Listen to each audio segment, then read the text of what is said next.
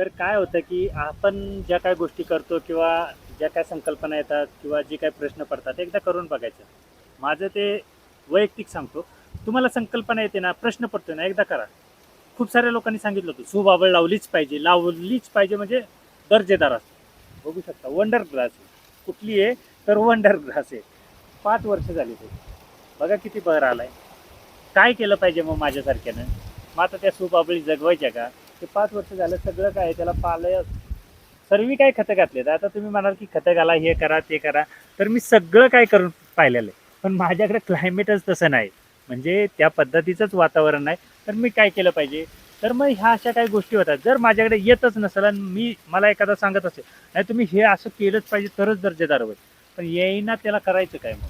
त्याला काय पर्याय आहे? मग त्याच्यापेक्षा काय करायचं? माझ्याकडे काय आहे? ह्याचा सगळ्यात मोठा अनुभव घ्यायचा. माझ्याकडे काय आहे? वळकी मका आहे ना. माझ्याकडे काय आहे? रानातलं गवत आहे. माझ्याकडे काय आहे? गिरीपुष्प आहे.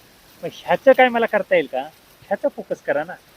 हेच लावा आणि तेच करा आणि तेच दिलं पाहिजे हेच दिलं पाहिजे. कशाला कुठल्या शास्त्रात सांगितलंय? साधं आपण उदाहरण घ्यायचं गेलं तर साधी जी मेंढरं सांभाळतात, जे मेंढपाळ माझे मित्र जे येतात, काय त्याच्या मेंढरांना आहे? हाय क्वालिटीचं, दर्जेदार आहे, पाणी कुठलं आहे, पीएच आहे का टीडीएस आहे का काय आहे? पण माझ्या मनात शंका आली म्हणून मी घाबरलो ना. त्यांच्या मनात शंकाच नाही ना. त्यांनी पाहिलंय करून. काय होईल का? झालं ना बघू ना. तर तसं तुम्ही जर काही विचार केला ना, बाबा ठीक आहे. आता ही सुबाब पण माझ्याकडे येत नाही. तू तिला आमच्याकडं म्हणजे 12 महिन्यातनं 3 महिनेच पाला येतो. बाकीचं असंच राहतं. मग आमच्याकडे दुसरं काही येईल का? तर आम्ही विचार केला गिरीपुष्पाचा येतोय. मग गिरीपुष्पाचा चारा आणून त्याला कुट्टी करून त्या मेंढरांना खायला घालून बघितलं. 8 दिवस खायला घातलं. 1 दिवस नाही 8 दिवस खायला घातलं. खातायत, राहतायत ओके. काय प्रश्न नाही. फक्त काय होतं की जो काय आपण घालणारा आहे चारा, त्याचा जर अभ्यास केला, म्हणजे काय माझ्याकडे आता ही मका बघू शकता ती एकदम सुकलेली. पण एवढी दर्जेदार आहे ना, की तुमच्या मुरघासाला फेल करणारी मक्का आहे माझ्याकडे. अजिबात तुम्ही माझा नादच करू शकत नाही या मक्याच्या बाबतीत. का? तर ह्याला मी ड्राय मॅटरमध्ये देणार. कंस-बिंस, दाणं-बिणं सगळं काय आहे. आता हे 1 दिवसामध्ये हे सर्व कापणार आणि त्याचा एकदम दर्जेदार चारा करणार. आणि त्या पद्धतीनं ते होणारच आहे. मग त्या पद्धतीनं जर काही झालं, माझ्याकडे जे आहे ना, ते कसं मी चांगलं करीन, ह्याचा अभ्यास केला तर हे मेंढी पालनात. माझ्याकडे नाहीच आहे आणि मला ती नको ती स्वप्न दिसत असतील, तर ते माझ्या काय फायद्याचं? मी त्या स्वप्नांच्या मागे लागून माझ्यातलं जे काय आहे, मेहनत-बिनत जी काय आहे, ती सर्व वायाच जाणार आहे ना. कशाला मग ती एवढं सर्व करत आमच्या? तर त्याच्यापेक्षा काय करायचं? मेंढी पालनच करायचं आहे ना. मेंढी पालनात काय आहे? मेंढरं चांगली जगली पाहिजेत. 2 2 पिल्लं तर दिलीच पाहिजेत. बंदिस्त करायचं तर 2 पिल्लं दिली पाहिजेत. एवढंच करायचं आहे ना.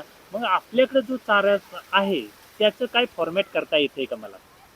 आता खूप साऱ्या लोकांकडे मशनी येतात. सगळ्यांकडे काय सगळं होतं. पण असं बारीक चारा करून घालणं कुणाला जमलं का? नाहीच घातलं ना कुणी. का? तर मेंढराच्या आतड्यात अडकतं. हे सगळ्यांना माहिती होतं, की बारीक चारा मेंढरांना घातला, तर त्याच्या घशात अडकतं आणि त्याला ठसका लागतं, ते मरतं. मी म्हटलं मेलं तर बघू ना. घातला काय प्रॉब्लेम झाला? आता खूप सारी लोकं घालतायत. मग तसं तुम्ही जर काहीतरी केलं ना, एखादा कन्सेप्ट चांगला आणि ते लोकांना आवडला, तर एकदम उत्तमच राहणार आहे. आता नुसतंच करायचं म्हणून करायचं किंवा त्यांनी सांगितलं म्हणून मी करायचं, तसं मी नेहमीच सांगत असतो. माझ्याकडे येत नाही ना, मग मी त्या पद्धतीने केलं. तुमच्याकडे जे येतंय ना, तुम्ही त्या पद्धतीनं करा. शेती सोडू नका किंवा शेतीत दुसरं काही आणून लावू नका. बाबा हां, ठीक आहे, हे एखादं क्षेत्र पडीक आहे. मग त्या क्षेत्रामध्ये काहीतरी चाऱ्याचं नियोजन करा. त्या पद्धतीनं करा, काही हरकत नाही. पण तुम्ही म्हणाल, की आता तिथं आधी ॲग्रोवाल्यानं ते नेपियरच लावले, मग मी नेपियर लावतो. अरे बाबांनो, तुमच्याकडे जर मका, मेगा स्वीट, ज्वारी वर्गीय जर येत असेल, तर ते नेपियर-वेपियर काय लावायची गरज आहे? तुमच्याकडे तुती येत असेल, शेवगा येत असेल, तर माझ्यासारखं करायची काय गरज आहे? फक्त तुम्हाला ड्राय मॅटरसाठी कन्सेप्ट करावा लागणार. तुम्ही कितीही जरी ओला चारा घातला, म्हणजे मी वैयक्तिक अनुभव सांगतो, कितीही ओला चारा घाला, पण मी जर ड्राय मॅटरवर नसतं केलं ना, तरी तुमच्या ओल्या चाऱ्याच्या पेक्षा चांगली होणार. का मी सांगू शकतो असं? जे कोणी ओला चारा घालतोय त्यानं सांगावं ना, की नाही, नाही, हे असं चुकीचं आहे. तुम्ही ओला चाऱ्यावरतीच चांगली मेंढरं बनवू. असं एखाद्यानं सांगावं. तर आपण त्याचा अभ्यास केला पाहिजे. ह्या सगळ्या गोष्टी माझ्याकडे ज्या नाही आहेत, ज्या होतच नाहीत, मग त्याच्यामध्ये डोकं घालण्यापेक्षा ना, माझ्याकडे काय होतंय, तर मेगा शूट येतं. फेब्रुवारीच्या नंतर मका येतो माझ्याकडं. मग त्या मक्याचं आणि मेगा स्वीटचं मला काय करता येईल का कन्सेप्ट? मग त्याच्यामध्ये काय होईल? किंवा रानातलं माझ्याकडे जे गवत आहे, गव्हाचं बुचकाट आहे, ह्याचं काय मॉडिफाय करता येईल का? ह्याचा मी अभ्यास केला आणि घालून सुद्धा मेंढरांना पाहिलं. काही होतं आजकाल सर्व लोक सर्रास गव्हाचा भुस्सा वगैरे ठेवतात. का ठेवतात?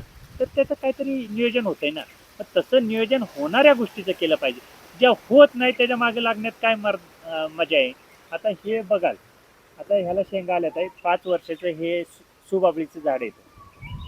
काय जर तुमच्या भागात असतं तर काय क्वालिटीचं झालं असतं. पण मी हे पण नाही सांगत की तुम्ही माझ्या भागासारखं करा म्हणजे माझ्यासारखं.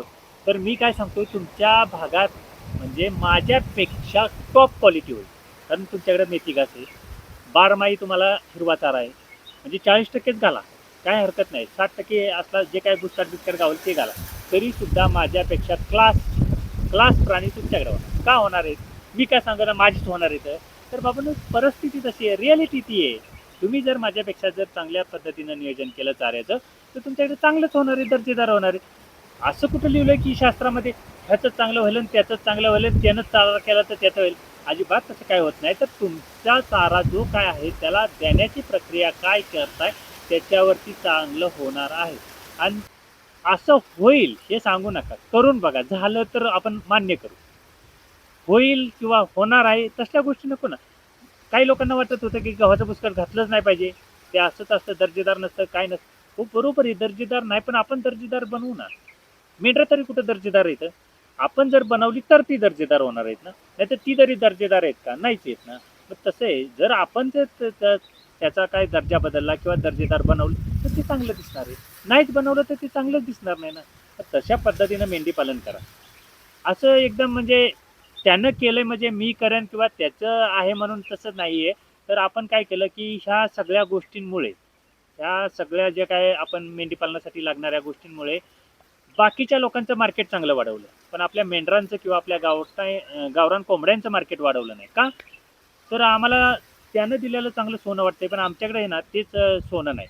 पण आपल्याला हेच कळलं नाही की माझ्याकडे हे तेच सोनं आहे आणि त्याच्याकडनं घेतोय तो आम्ही कचऱ्याला मॉडिफाय केलेला असतो.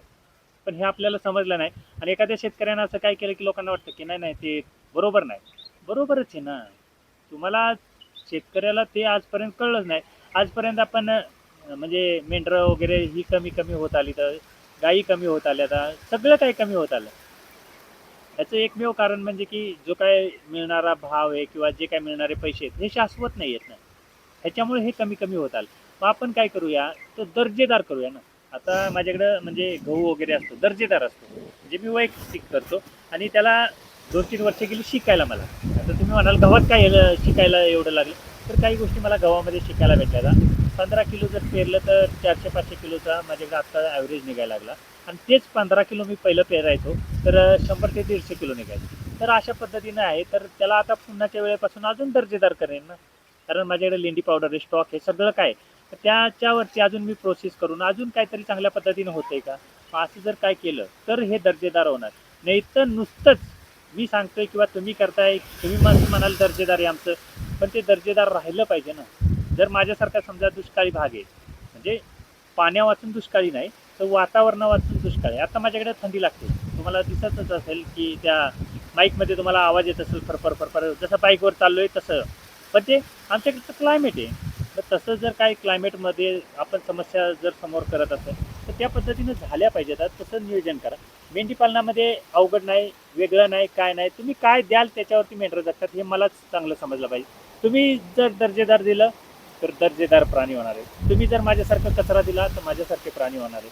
आणि ह्याच्यापेक्षा जर कमी दर्जाचा दिला तर ती कमी दर्जाची होणार आहे. ती काही वेगळं करणार आहेत का? नाही. तर तुम्हाला ज्या पद्धतीनं बनवायचे ना, तुम्ही त्या पद्धतीनं बनवलं पाहिजे. त्याच्याशिवाय पर्याय नाही. माझ्याकडे येतंय म्हणून मी चांगलं करू शकतो. तुमच्याकडे येतंय तुम्ही चांगलं करू शकता. पण हेच केलं पाहिजे आणि तेच केलं पाहिजे ह्या मात्र गोष्टी कोणीच संकल्पना ठेवू नका. अजिबात तसल्या काही गोष्टींचा ह्या मेंढीपालनात संपर्कच नाही. लांब लांबपर्यंत संपर्क नाही.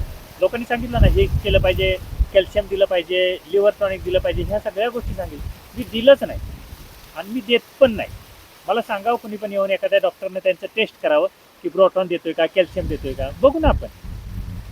तर हे काय झालं की आम्ही काय केलं की बाकीच्या लोकांचं मार्केट चांगलं वाढवलं, पण आमच्या मेंढरांचं मार्केट किंवा आमच्या चाऱ्याचं मार्केट वाढलं नाही. का नाही वाढलं? तर आम्ही ह्याच्यावरती भरवसाच नाही ठेवला. दुसऱ्याकडे ते आम्हाला सोनं वाटलं आणि ते घेऊन आलो आम्ही. पण आमच्याकडे जे सोनं आहे ते आम्हाला कळलंच नाही ना की आमच्याकडे हे खरं सोनं आहे. मग त्याच्यामुळे काय झालं की आमच्या मेंढराची व्हॅल्यू तेवढीच राहिली, आमच्या चाऱ्याची व्हॅल्यू तेवढीच राहिली. पण तोच चारा जर बाजारात नाही घ्यायचा तर किलोच्या हिशोबाने. आता हे जरी मक्याचं मी जरी म्हणलं ना एखाद्याला, ते मी विकू शकतो. मला माहिती आहे मी विकू शकतो हे जरी मी ते बारीक पावडर फॉर्ममध्ये केलं तरी हे चारा विकू शकतो हे मला माहिती आहे. पण तुम्हाला तसा भरवसा पाहिजे की नाही माझ्याकडे हे आहे ना हे प्युअर आहे आणि ह्याला मॉडिफाय काय करायचं असेल तर मला सांगा. सगळं काय ऑप्शन मी सांगेन ह्या सगळ्या गोष्टीचं. पण तुमच्याकडे आहे तेच सोनं हे मी सांगू शकतो. कसलाही चारा असू द्या तुमचा तेच सोन्याचा चारा आहे. दुसरा तुम्ही म्हणाल की मी त्यानं ते लावलंय तो सांगतोय त्यानं लावू द्या हो त्याची मस्त बागायत क्षेत्र असेल पण आपल्याकडे आलं पाहिजे ना. तर माझ्याकडे तेवढं वातावरण पण पाहिजे. माझ्या वातावरणाचा त्यांना काय अभ्यास आहे किंवा त्यांच्या वातावरणाचा मला काय अभ्यास आहे. पण माझ्या वातावरणानुसार ते काय ते माझ्यासाठी सोनच आहे ना. तर तसं काय करायचं चारा तुमच्या भागात जो आहे तोच वापरायचा शेतीसोबत. फक्त काय करायचं ऑर्गॅनिक कसं करता येईल ह्याच्याकडे लक्ष द्यायचं. म्हणजे काय करायचे तुम्ही ऑर्गॅनिक म्हणजे काय तुम्ही रोजच ह्याच्यात हे करत बसायचं. तर आपल्या ज्या काही लेंड्या आहेत ना त्या लेंडी खतापासून पावडर बनवायची आणि त्याचा एक एक वावर करून बघा आणि त्याच्याच बाजूला रासायनिक खताचा वावर असतो. दोघांचा रिझल्ट काय येतोय ते बघा. मग तुमच्याकडचं शेणखत किंवा ह्या लेंडी खत द्यायचं कसं हे आम्हाला माहीत नव्हतं. ह्याचा अभ्यास करा आणि ह्या पद्धतीनं मेंढी पालन करा. काही अवघड नाही काही होत नाही. मी तर सांगतो काहीच होत नाही. कारण आमच्याकडं थंडीमध्ये 5-6 डिग्रीमध्ये काय होत नाही म्हटल्यानंतर काहीच होत नाही. मला हे चांगलं माहिती आहे. कसलाही चारा द्या काहीच होणार नाही मला चांगलं माहिती आहे. फक्त देताना ती पावडर फॉर्ममध्ये करून द्या एवढं मात्र मेन्शन राहील. त्याच्यामध्ये खायचा सोडा टाका. तुम्हाला जर काय गुळाचं पाणी टाकूसं वाटलं टाका. तुम्हाला लईच वाटलं कॅल्शियम टाकायचे तर टाका. ब्रोटॉन टाकायचे टाका. तुम्ही काय हरकत नाही. त्या पद्धतीनं प्राणी होणार आहेत. अजिबात होणार नाहीत असं नाही. तुम्ही जेवढं द्याल तेवढं त्या पद्धतीनं होणार. पण खर्च वाढला की त्याची किंमत पण वाढली पाहिजे ना. नुसता खर्च वाढवून काय करायचं. मग त्या पद्धतीनं नियोजन करा. अजिबात काय प्रॉब्लेम होत नाही. मला पण चांगलं माहिती आहे. फक्त काय माझ्याकडे जे आहे ना हे जरी म्हणलं तरी मला विकता आलं पाहिजे एवढी संकल्पना डोक्यात ठेवा. बाकीची तुम्ही काही मेंढी पालन शिकू नका काय नका. पण माझ्याकडे जे काही बांधाला काडी कचरा आहे हे सगळं मी विकता येईल मला विकता येऊ शकतो. असं जर काय नियोजन केलं तरच हे सक्सेसफुल होणार आहे. नाही तर अजिबात काय सक्सेसफुल होणार नाही. तुम्ही मस्त मेंढर बनवाल पण तुमचं जे काही क्षेत्र आहे ते एकदम नापीक होईल. कारण काय होईल तुम्ही मस्त रासायनिक डोसाचं आता काही लोकांनी सांगितलं होतं मक्याला एका एकराला 1-1 किलो 1-1 50 किलोची बॅग टाका. अरे बाबा 50 किलोची टाकण्यापेक्षा मी 50 एक मेंढरं संपलीन ना. त्याची लेंडी पावडर टाकीन. वाढू द्या ना माझ्या लेंडी पावडरचं खत करीन. मी त्याचा रिझल्ट दाखवीन. मी त्याचे पैसे वाढवीन. वाढू द्या ना शेतकऱ्याचे पैसे वाढले तर काय होते. खताच्या कंपन्यांचे पैसे वाढवून तुम्हाला काय मिळणार आहे का. बरं तुम्ही सांगताय ठीक आहे.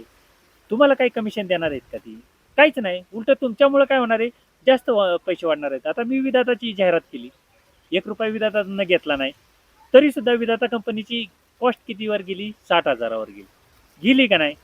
मग तसं होतंय ना. मग तसं आपल्या कार्याची कॉस्ट वाढवू ना. काय बिघडते आपल्याला आपल्या घरचंच आहे ना. ऑर्गॅनिक करून बघूया काय होणार नाही. फक्त आपण आपल्याकडं जे आहे ना त्याची व्हॅल्यू वाढवण्याची संकल्पना ठेवत नाही. दुसऱ्याकडे आहे ना त्याची व्हॅल्यू कशी वाढेल हे मात्र आम्हाला चांगलं कळतं. म्हणून आम्ही त्या पद्धतीनं व्हिडिओ बनवतो आणि त्यांची व्हॅल्यू वाढते.